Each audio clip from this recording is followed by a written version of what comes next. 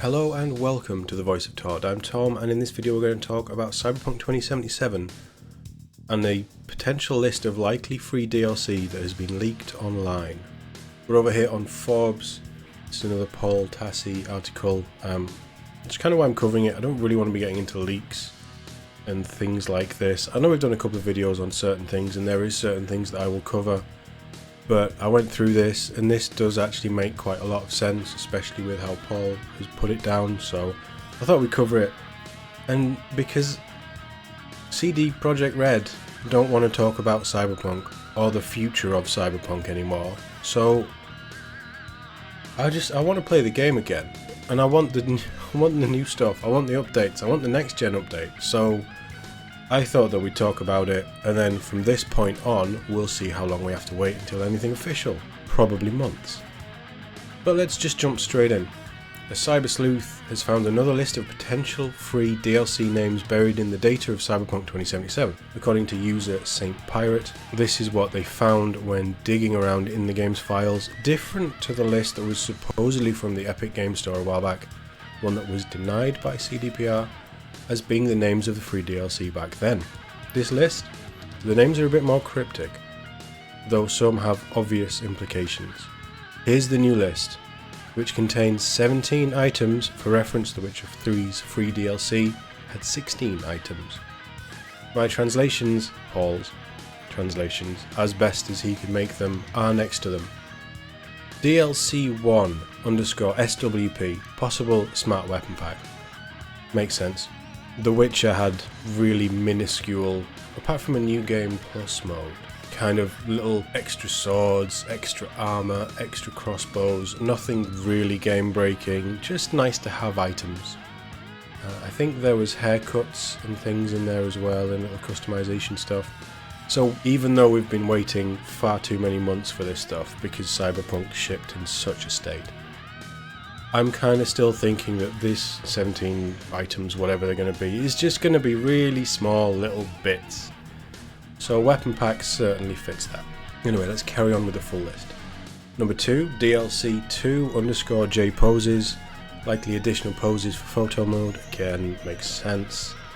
DLC 3 _ Cab 01, likely a Kabuki Market gig. DLC 4 _ Quartz, possible new car or cars.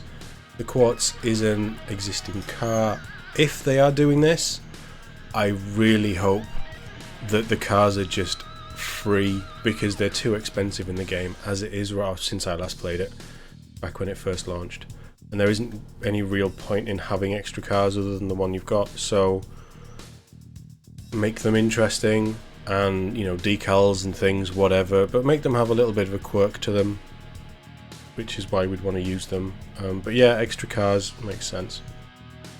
DLC 5 _ Jackets, likely additional clothing. I think we could probably narrow that one down to jackets. DLC 6 _ Apart, possible apartment customization. Now that's something that was always missing from this for me. As nice as it is to have this home base that we have in Cyberpunk, and there are points in the game that we do use it and go back to it, and there is stuff in there, it's pretty pointless. I think I went back, outside of the times you're required to, I went back maybe 3 times, and it was just to mess around and get rid of stuff that was sitting in my inventory. So yeah, I think again most of this could have been in the game at launch, to be honest, in an ideal world. But apartment customization seems like a nice little addition that they can add into the game, so I'll be up for that. That's probably one of the nicer ones on here, I think, personally. The DLC 7 _ PWP, possible power weapon pack, makes sense. DLC 8 _ Mirror, possible additional poses in the mirror, which is exceptionally minor and very niche. Or maybe a way to alter your appearance at last. I would love that. I don't know why they'd call it mirror, but you definitely need at least tattoos, I suppose cosmetic, cyber implants, scars and things, and a hairdresser are desperately needed in this game, and again, something that should have been in there at launch, but wasn't. There's going to be a theme with a lot of this stuff, isn't there?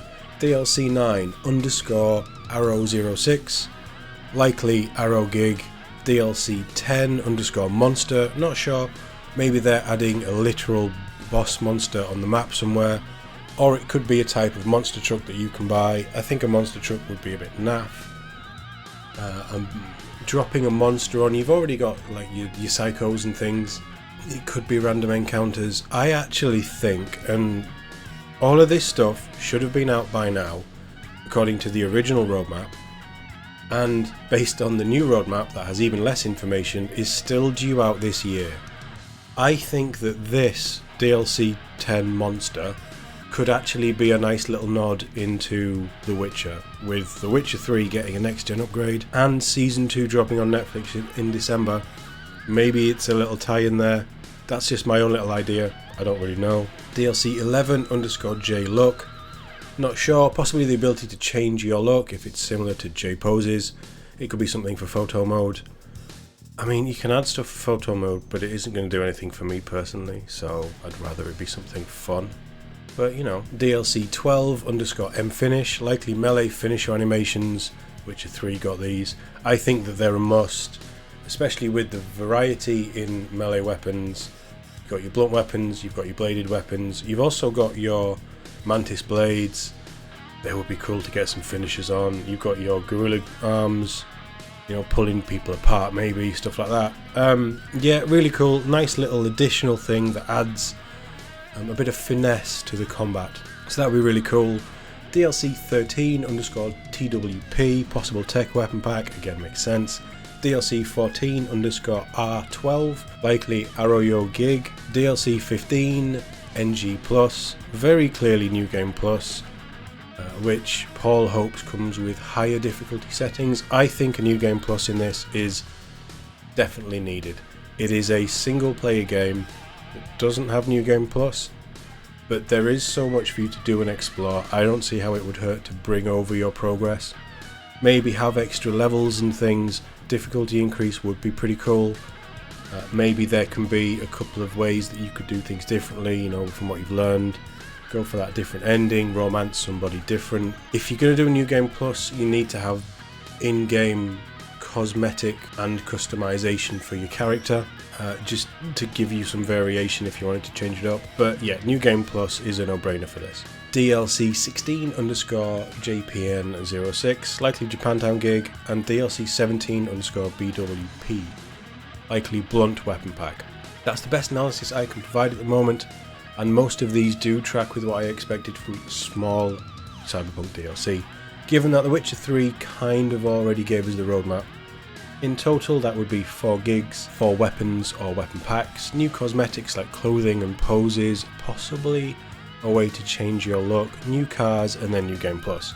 Something all games should probably just have at launch, I agree, but I suppose in this case, a way to grind out additional skill points perhaps, and utilise some of those free upgrades. Yeah, I agree with that. I think all of this makes sense. It is a little disappointing, but you know, this is what I initially expected for the free add-on stuff that the CDPR like to do. One thing missing, the rumoured 6th skill area, which has been replaced with a Relic logo in the menu. One of the leaked Epic DLCs was named Relic, and that empty slot has been looking suspicious since launch. Not sure if anything could reference that, but nothing jumps out at me. No, I would agree. I always thought that slot was going to be Johnny. If you've played the game, you'll probably know what I mean, and you'll know how much fun that could bring into potential interactions with Johnny down the line. That's the only thing. With it being Relic as well, or maybe it could be something in a bigger DLC pack, that you find something, slot it into your hardware. I don't know, there's loads of ways they could integrate that, but it is very suspicious that it's just there and sitting empty for so long. I guarantee that most people are going to be mad that this DLC is paltry when it arrives. But technically this was supposed to just be like free bonus stuff that arrived soon after launch, like it did with The Witcher. But the fixes delayed it an impossibly long time. Further leaks indicated that Episode 1 and Episode 2 DLC is still planned for down the line. More to come. I don't think anybody would be surprised if Cyberpunk got big Witcher 3-esque expansions. It's a nice way to add more content to the game, and it brings more eyes back to it. You would probably want to be dropping one of those close to the rejuvenated launch. In all honesty, as much as I love this game, and I still do, I have only played it the once, and I will only go back to the game, really, when they drop the next gen upgrade. That's what I'm holding out for. All this weekend I just had a desperate urge to play Cyberpunk, but I need that next gen upgrade, and it would be really nice to know what's coming down the line, better than the stupid little roadmaps they've done. But CD Projekt Red are unbelievably quiet on this. There was very little to it in their investors call a couple of months back. It was a no-show at E3, it's been a no-show at anything else. They just don't want to talk about it. It's almost like they don't know what they're doing again. Like I said, I love the game, and if we weren't going to get anything else, if this was it in its broken state, okay, they've fixed a lot of things. But if they're never going to touch Cyberpunk again, which we clearly know that they are, this is just hyperbole. I would go back and play it in the state that it's in. Alright, there's been loads of patches, but I wouldn't rush to do it. Whereas if they're dropping the bigger episode 1 and 2 DLCs and the next gen upgrade, I would be back in a heartbeat. It's as simple as that. As always, thank you for watching, and I'll see you in the next one.